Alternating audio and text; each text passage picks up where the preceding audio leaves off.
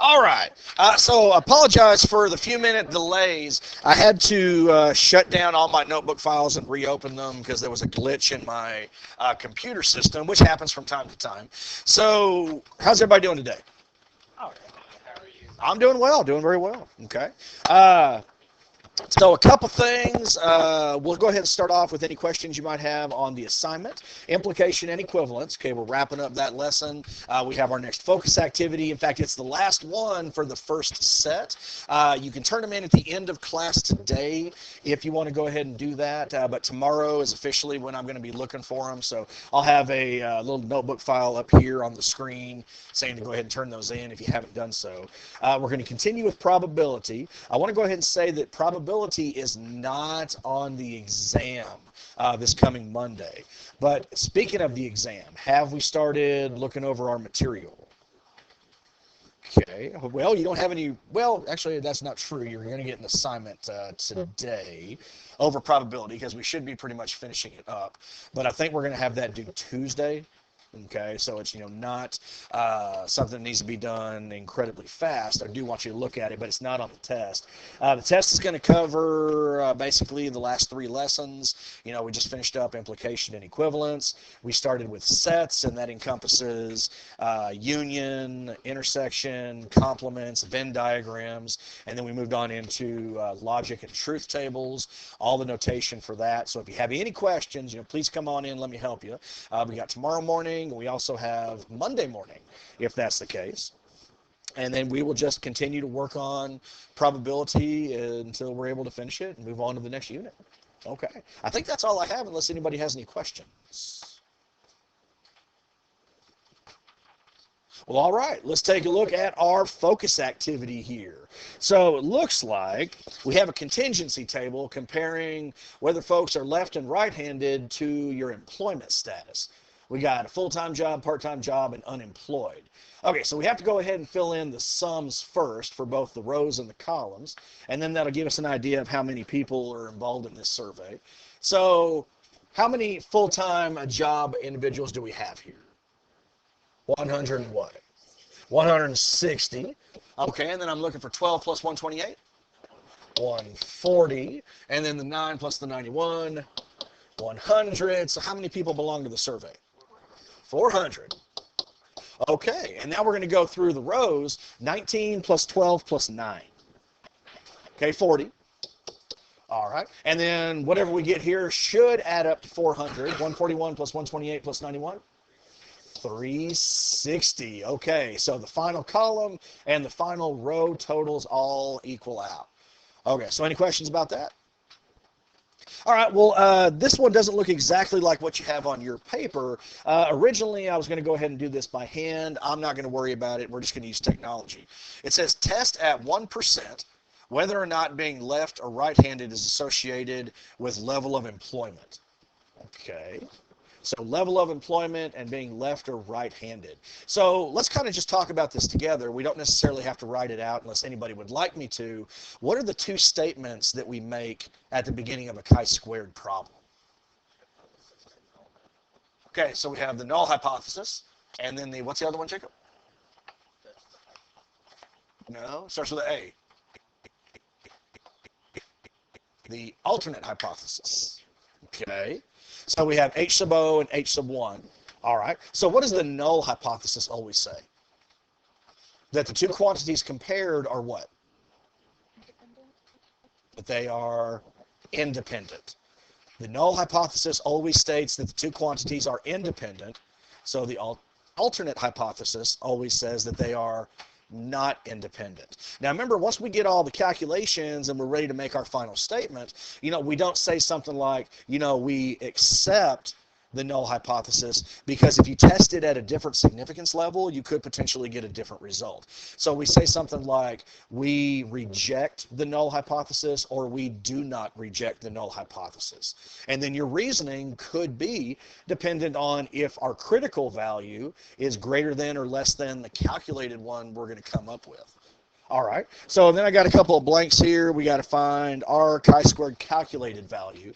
So I'll just go ahead and do this. I'll go ahead and say chi-squared calculated, and I'll put that right next to it. Then we have df.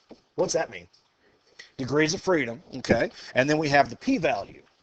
Okay, and when we talked about the p-value, think of this as an additional confirmation to go ahead and see if your initial response was correct. But if we're going to go ahead and do this using technology, how do I do that? We need a matrix. Okay, so I'm going to get to my calculator here. Okay, so let's bring up the calculator. Now, this is going to be located between 9 in your catalog, right here below delete. Okay, now because I'm looking at a 2x3 matrix, I'm going to choose the 3x3 template here and just change this to a 2. Okay, and then you're going to have to tell me, I don't remember the numbers. What were they? 19, 12, 9. Okay, 141, what? 28, and then 91. Okay. So there's the observed data. Now, what do I do once it's been put into a matrix? Okay, control variable. We need to go ahead and store it as a letter. So control variable, typically we go ahead and choose X. You can choose whatever you like. Okay. So now if I do go ahead and type X into this calculator, it'll automatically respond with this 2x3 matrix. Okay, so my data is input. Now what? Okay, heard menu. Statistics, stat test, so all the way down to the bottom. And then we want the two-way test because this is a two-way contingency table. Remember, we don't want GOF. That's called goodness of fit. That's a different chi-squared test. So the two-way test, well, we're going to test it with the variable, or should be matrix X we just put in. And it looks like I have chi-squared calculated value of 1.05. Okay, so 1.05, the degrees of freedom are 2. Okay, so 1.05, the degrees of freedom are 2. And my p-value, I'm going to go ahead and say 0.591. Okay, so 0.591. All right, now let me ask you about the degrees of freedom for just a moment. How do we calculate that? Rows minus 1 multiplied by columns. There you go. The number of rows minus 1 times the number of columns minus 1. So I'd end up having 1 times 2, which is where we got the 2. Now, this one does say to go ahead and test at a 1% significance level. So has anybody had the opportunity to go ahead and look up in your notes what's the critical value with a degree of freedom of 2 at 1%? Okay. What was that? 9.2? No, I got something different. Okay. Now, if you don't have those notes in front of you, this is one of the things that I originally had pulled up. See, here's the table. So remember, I wanted to do this at, oh, I chose 10%. Yeah, I'm a goof. So 1% at degrees of freedom of 2. Ella is absolutely correct. It happens. It happens. So she is correct. I'm sorry. I apologize about that. It is 9.21. I accidentally looked at 10%. Okay. So 9.21, let me go back over here.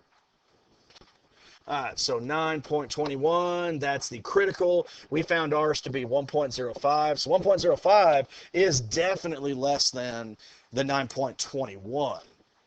Okay, so if you don't remember, I've got it on the back board. Mr. Yacht, would you move that Homer Simpson poster for me, please? Just in case we don't remember. So what happens when our calculated value is less than the critical? We do or do not reject HO?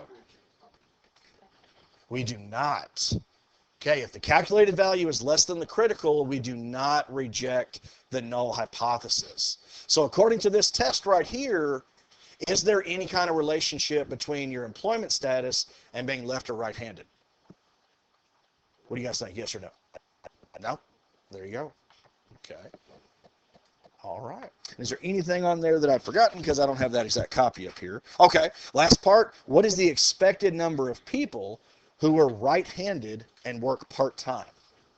Okay, so who are right-handed and who work part-time. So I'm talking about this cell right here. I already had a lot of people telling me 126. That's absolutely correct. How did we get that? There you go. Remember, I heard a lot of people saying the same thing. Because I'm interested in this cell right here, I would take the total for that column.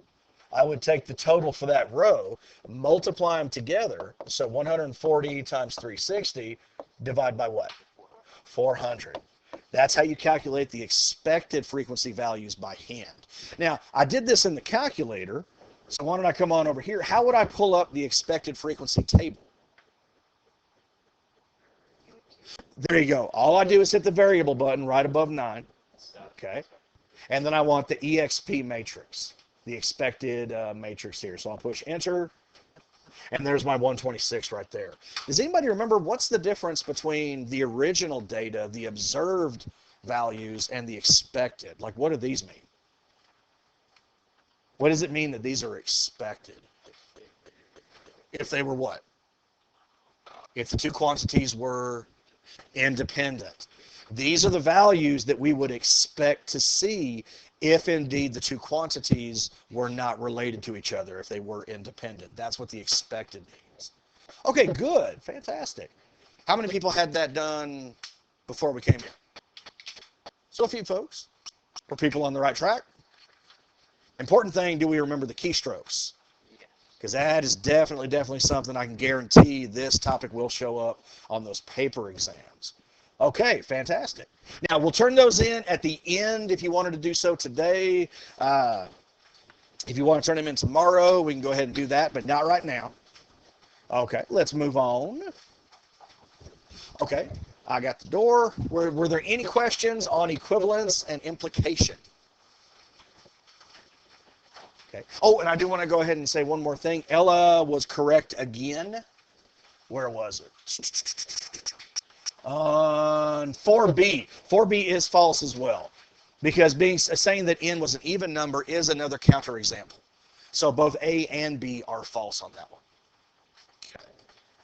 All right. So Ella's on fire. Okay. All right, John Henry. Yeah, it's because see, it really made me think that there was only one, so that's why I was thinking, you know, there had to have been a mistake made. But I double checked it with our stats teacher, Mr. Reeves, and he did agree with Ella that that is false. Okay, but he did agree that C was true.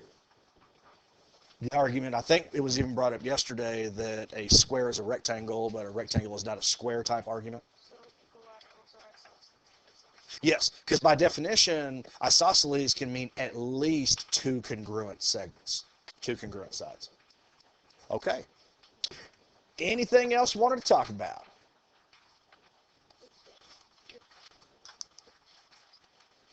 Okay. All right. If you change your mind, please let me know. Now remember, even if you don't have it ready right now, if you're able to get it to me before the end of the day, you'll still get those points in your point bank.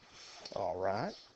So let's see. Focus activity is done. We are done with the assignment. So let's talk about some probability. Okay.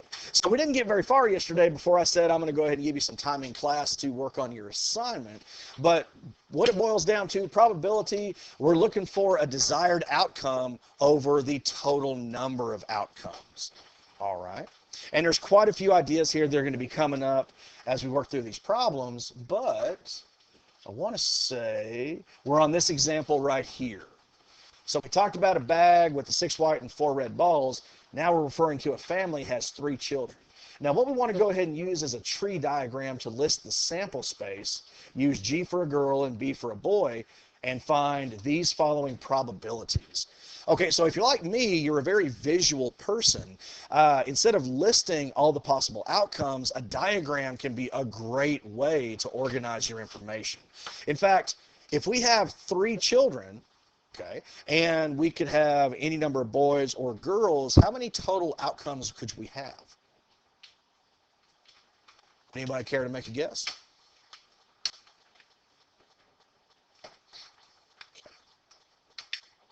Okay. Bradley, what do you think? 4? 6? Now, I will say that some of them can repeat. Okay. How many combinations of boys and girls can we have if we only have 3 children? Basically, how many outcomes will I see based on the tree diagram? Okay, Radley? Well, I mean, every time you go ahead and create a new branch, that represents an additional child. Ooh, not 9. You're just 1 too high. 8. It would be 8. All right. Because let's talk about the first child born. Okay. Well, what are the only 2 possibilities? Okay, it's either going to be a boy or a girl. So the first child born is going to be a boy or a girl. Now, as soon as I go ahead and create the next set of branches, this represents the possibilities for the second child. So if the first child born was a boy, the second child could be a boy or a girl. If the first child born was a girl, well, then the second child has the same likelihood of being a boy or a girl. So you see how I'm creating the diagram? Okay. So if I were to create another set of branches, what would that represent? The third child. Okay, so I could have boy, girl, boy, girl, boy, girl, and finally boy, girl. Okay. So if you go ahead and follow through all these branches, like for example, you have one outcome here where they're all boys. The second outcome would be 2 boys and a girl, and then the third would be boy, girl, boy, and you could just continue to weave your way through the branches until you see all 8 outcomes. Is everybody okay with that? Why would you Okay. not just... So you could have different outcomes that have the same number of boys and or girls, but it's the order in which they were born. Is really what this diagram is based off of. So, Emmy, what was your question? Why could you not just, like, put boy, girl to boy, girl? Like, they're not... Why would they... Why would the gender of the second child be dependent on the gender of the first child? Well, because you're looking at the overall probability. So there's a 1 in 2 chance of getting a boy or girl the first time. Then there's a 1 in 2 chance of getting a boy and girl the second time. But it's coming off each of these. So you can have a 1 in 2 chance of a boy or girl after having a boy, or a 1 in 2 chance of a boy or girl after having a girl. Oh, okay. Okay. And kind of think about that. You have a 1 in 2 and then a 1 in 2. So by the second child, 1 in 4 total outcomes. And then you could continue that pattern. Okay. That makes sense? Okay.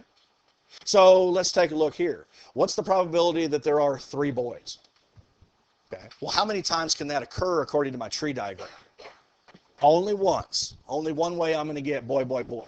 So the probability for the first one here would just be the 1 desired outcome out of the 8 total. That's it. So the probability is 1 in 8. Okay. Let's try the second one. Okay. There are 2 boys and 1 girl. Okay. 2 boys and 1 girl. Now, does order matter? No, as long as I have 2 boys and 1 girl. So like for example, here's one right here, 2 boys and 1 girl. And we have another one here, boy, girl, boy. Do I have any others? Where? Could be girl, boy, boy. Any else? No, so only those 3 branches are going to have 2 boys and 1 girl. So 3 outcomes out of the 8 total. So the probability is 3/8. Okay. Remember, basically what it boils down to, that is what probability is. Okay, what we want to happen out of everything that's possible. Okay. 3. All right. Do you want to try this one on your own? Okay, let me give you like 20, 25 seconds. Now, when you're dealing with probability problems, the wording is crucial. All right, now I'll say that and I'll give you a little bit of time to take a look at what you have here. There are at least 2 girls. Hey, oh, come on in.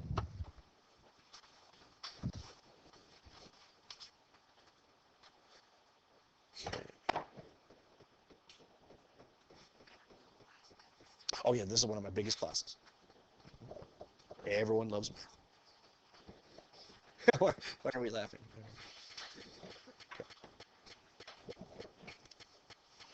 All right. Anybody want to help me out? What would my probability be? Okay, what's that, Joey?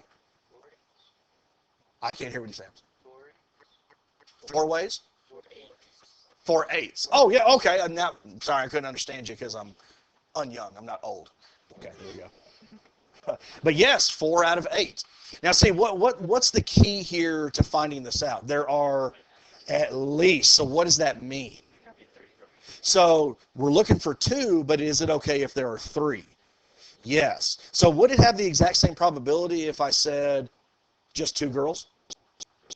No, because in that case, 3 would not be part of that. Does anybody want me to go ahead and trace through the 4 branches where you have at least 2 girls? Anybody want me to do that? Okay, Joey's absolutely right. There are 4 ways where you can have at least 2 girls out of the 8, so that reduces to 1/2. So you have a 1 in 2 probability of that occurring. Okay. All right, how we doing? Okay, tree diagrams, not too bad. Okay. See, occasionally if you branch off into something new, it turns out good. I made a tree. Okay. And if you're having a little bit of trouble, just stick with it. Okay. I'll move on. Okay. Okay. Use a lattice diagram to determine the probability of getting a sum of 7 on 2 rolls of a die. All right, so you may be wondering, okay, what is a lattice diagram? Well, it's a diagram used to display the outcomes of a 2-stage event. Okay. So you're rolling 2 die, okay, or 2 dice, I guess I'll go ahead and say. And what you're looking for is the sum of the 2. So you notice this one right here, this represents the first die, all 6 possible outcomes. Then we have across the top here the 6 outcomes on the second die. Well, we're interested in the sums. So just bear with me for a second. I'm going to go ahead and fill all these in. So the 1 plus 1 would give me 2, 3, 4, 5, 6, 7. Okay. And I'm just going to go through and fill in the entire table. Is everybody okay? Okay. What would be the largest sum I could get? 12. Okay. So then we have 3, 4, 5, 6, 7, 8. And then we'll have 4, 5, 6, 7, 8, 9, 5, 6, 7, 8, 9, 10, 6, 7, 8, 9, 10, 11, and finish up 7, 8, 9, 10, 11, and there's the 12. Okay. All right. So that is a lattice diagram. Okay, basically another way to visualize the outcomes of your events. Here we want the sums of 2 die when we roll them.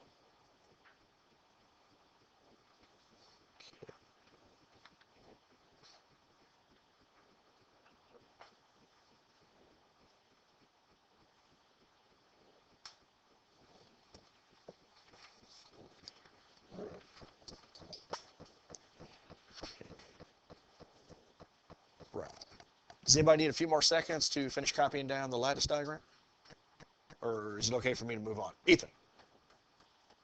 Oh, I thought you had a question, so you just need more. Okay. I'll give you a few more seconds.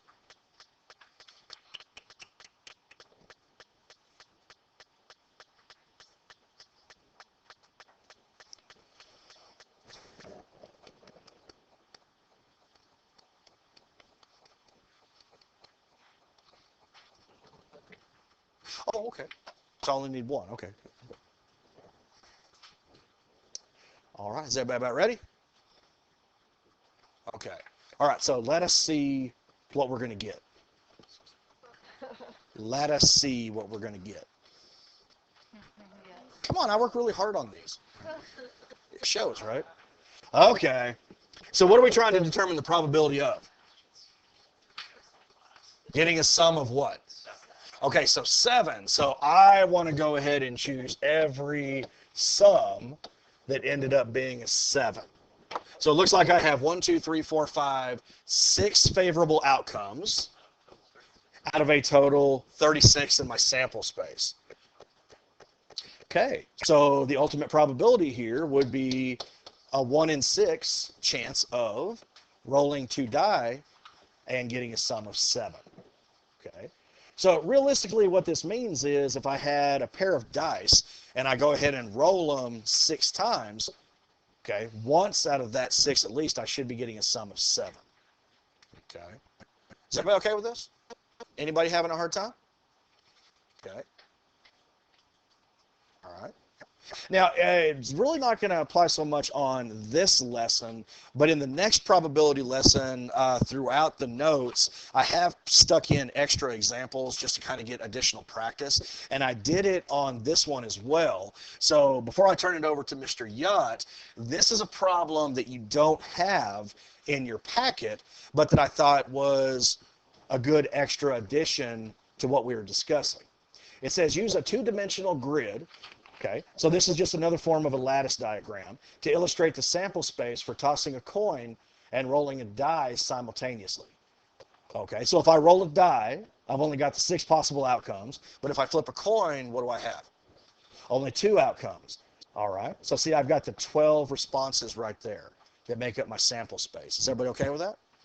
Okay, so from this grid, determine the probability of tossing a head, getting a tail and a 5, getting a tail or a 5. Okay, what I'd like you to do is take about a minute, write down on your paper what you think the probability for each of these is. Okay, give you the opportunity to look at it, and then we'll come back together and see if we can get the same answer.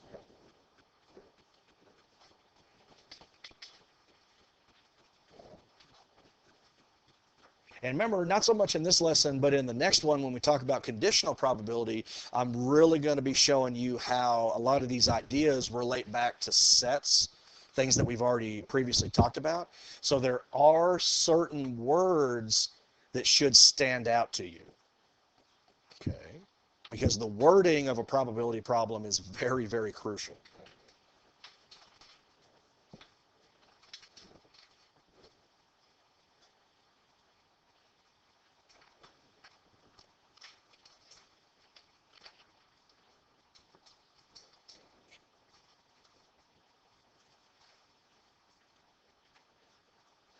You can text how much fun that is later.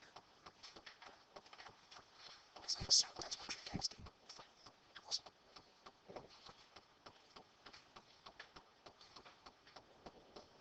Okay. All right. Does everybody think they have an answer for each one of them? Okay. Elizabeth, you're shaking your head no? Okay. Well, Elizabeth wants you to help me out with the first one. Well, you shouldn't have responded. Okay. But that's the perfect reason to call you, so I can help you understand this. Huh? It's not embarrassing. Now, if I were to give you the mic, that might be. Would you like the mic? Oh, you thought about it, though. You thought about it. Okay. So find the probability of tossing a head. Well, how many total outcomes do I have? There are 12, right? Okay. Now, it doesn't say anything about rolling the die, what I get on the die, right? It just says what's the probability of getting a head if you flip the coin and roll 1 die. So what would you say this is? 1/2. That's exactly right. Because there are 6 possible ways to get a head out of the 12 total. So the probability is 1 out of 2. See? You were correct. It can be. But see, you were correct. You got to have that confidence. Okay. She's like, okay. All right. Okay, B. Determine the probability of getting a tail and a 5. Okay. Who haven't I talked to in a long time? Gabriella. What do you think, ma'am? The probability of getting a tail and a 5. That is exactly right. There is only one possible way for that to happen out of the 12 total. You remember I mentioned a key word? What's the key word? And. Okay, so I not only want a tail, which is one of these, but I specifically want a 5. So there's only one way for that to happen. Okay, now let's try C. The probability of getting a tail or a 5. Let's see here. Sarah Beth. It would be 7 out of 12. What's the difference here? The keyword is or. So as long as I'm getting a tail or a 5. Okay, so there are 1, 2, 3, 4, 5, 6 ways to get a tail, and then the one way to get a 5. So 7 out of 12. How many people got all 3 of those right? Okay, good, good, good, good. Is there anything I can do if you're not raising your hand? Okay. All right. Well, I'm going to go ahead and turn it over to Mr. Yacht for a couple of these problems here. There you go, sir.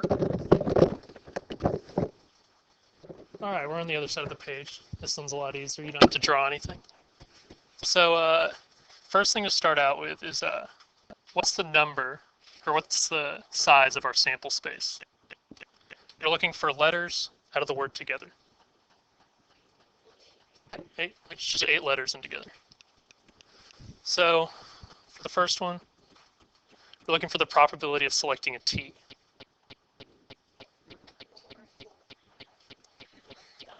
I'm hearing a lot of different ones. 1/4, yeah. So there's 2 of them out of the 8, which is 1/4. Yeah, you got to be careful about looking through it because you'll just see 1, but you got a couple in there. All right, probability of selecting a consonant. Can someone tell me what a consonant is? I don't know. I'm a math teacher. Not a vowel. Okay. So how many consonants do we have in together? 5. Yep. 5 out of 8. Let me ask a question real fast because I'm the same way. I'm not an English teacher. I deal with numbers, so I know the vowels are A, E, I, O, and U, but I know that Y is sometimes thrown in there. Why would that be? Because if it comes in the middle or at the end of a word, then it's considered a vowel, and then if it's at the beginning of the word, it's a consonant. Like in the word eat, it's not. It's not a vowel. It's a consonant. In any, it would be like my name because it comes at the end. It would be a vowel, but because it's making like that type of sound, that's like an ominous sound. But because like you're saying like yellow, it's initiating a sound, so it would be. All right. Now, follow-up question. Eat or yoink. Eat. Because I've heard my son say it. He's playing video games. Eat. Okay. Well, the original context. Is this a bad thing? No. So the original context here is it's like this guy. Somebody gives this girl like an empty bottle, and she goes, "This empty," and she just like throws it down the hallway. And so it became like an exclamation whenever you're like throwing something and you just yell it. So it's like when white boys play basketball and try to shoot a 3-pointer, they're not going to make it, so they yell "yeet" when they do it. Fair enough. It's like chucking something. Okay. Yeah, yeet is like what you yell whenever you throw something, and then it's just evolved to become a general. So let's get back to that. Okay. So see, we're all learning. Yeah. Okay. So, Mr. Scott. That's all good. And the last one, probability of not selecting an E. Whenever you'd be doing this, probability, you do the negation of an E. That one right there. Just a little extra. And it was 3/4? Yeah. Sweet. For our 5th one, this one should look kind of familiar because we're looking at the probability of getting a coin when we're tossing 3 times. So we're going to just draw another tree diagram.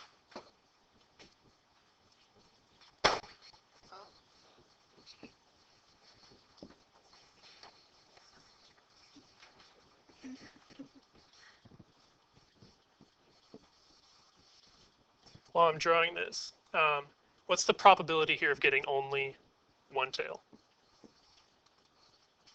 Not all at once. 3/8? Let's see. So we got this. Got this. We got that. Does anyone see any other ones? Any other paths? I know this is not perfect, but nobody? Guys, everybody okay with what he's done?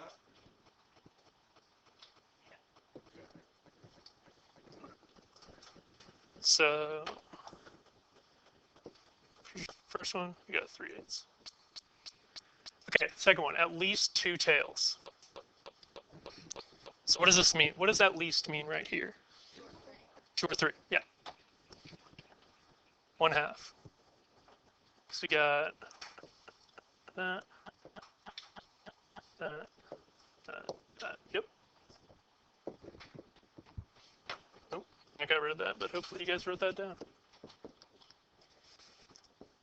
All right, 2 tails in succession. What does succession mean?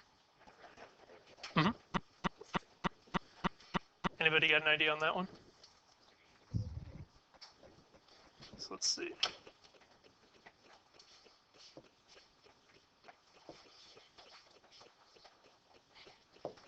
Yep.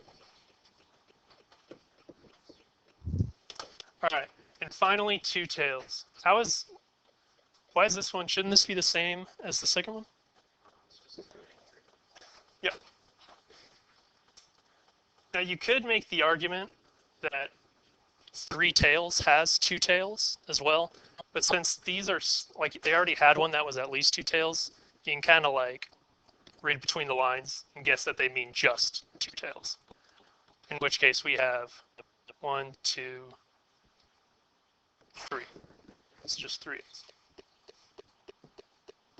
Is everyone okay with all those? We all get the same ones? All right. Okay. Okay. All right, I'm showing 203. It doesn't look like we're going to be able to finish. The next one is definitely one I would like to talk about doing both algebraically and using a Venn diagram. So why don't we go ahead and stop there for today, because I do need to go ahead and pass out your assignment to you. Okay. Oh, no, you're fine. Sorry. Thank you very much. Okay. Okay, now remember, is this material on your test? Okay, no, it is not. Okay. What's that, sir? Yes, if you want to go ahead and turn in your focus activities, you can go ahead and do so. Preferably in order, but it doesn't have to be, especially since one of them, I believe, is a full page. What? Thank you. Uh-huh. Okay. And if you did not have the implication and equivalence assignment done, just try to get that to me as soon as you can.